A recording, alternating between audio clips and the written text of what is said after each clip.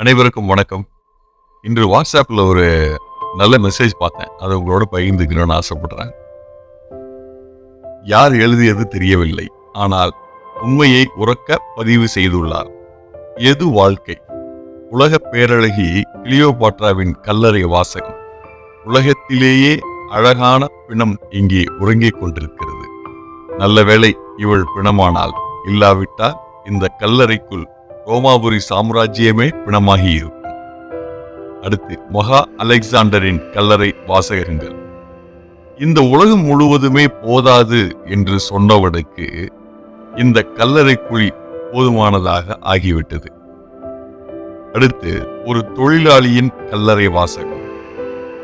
இங்கே புதைக்குழியில் கூட இவன் கரையான்களால் சுரண்டப்படுகிறான். அரசியல்வாதியின் கல்லறையில், தயவு செய்து இங்கே கை தட்டி விடாதீர்கள், இவன் எழுந்து விடக்கூடாது. ஒரு விலைமகளின் கல்லறை வாசகம்.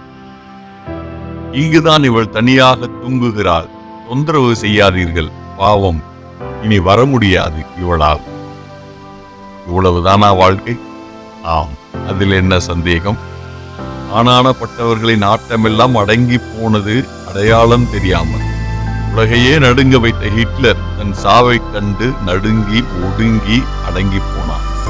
அவனோடு கூட்டு சேர்ந்து சர்வாதிகார ஆட்டம் போட்ட முசோலினி இறந்தபோது ரஷ்ய தலைநகரில் முசோலினியின் பிணத்தை தலைகீழாக தொங்கவிட்டு ஒரு வாரம் வரை அத்தனை பொதுமக்களும் தங்களது செருப்பால் அந்த பிணத்தை அடித்து தங்கள் மனக்குமுறலை தீர்த்து கொண்டார்கள். இப்படி சொல்லிக்கொண்டே போகலாம் ஆணவக்காரர்கள் அடங்கி போன கதைகளை. நாம் எதை ஆதாரமாக வைத்து ஆணவப்படுகிறோம்? சொத்து சுகங்களா? நமது படிப்பா? நமது வீடா? நம் முன்னோர்களின் ஆஸ்தியா?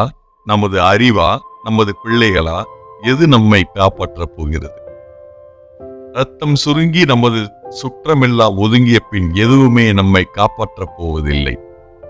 பசித்தவனுக்கு உணவு கொடுத்து, உடையில்லாதவனுக்கு உடை கொடுத்து, எல்லோரையும் நேசித்து மன தூய்மையான வாழ்க்கையை வாழுபவர்கள் மட்டுமே என்றென்றும் வாழ்பவர்கள். சேவைகள் தொடரும். நன்றி, வணக்கம்.